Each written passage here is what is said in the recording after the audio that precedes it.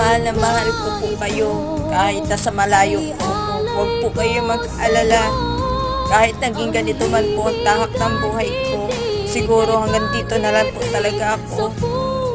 Kaya pasensya na po sa mga napapangako ko sa inyo, mula sa inyo mama, sa mga tita-tito ko, sa mga kapatid ko, sa mga pinsan ko. Hindi ko ata deserve yung ganyang buhay. Parang hanggang dito na lang siguro ako. Sabayan pa ng paging broken hearted ko.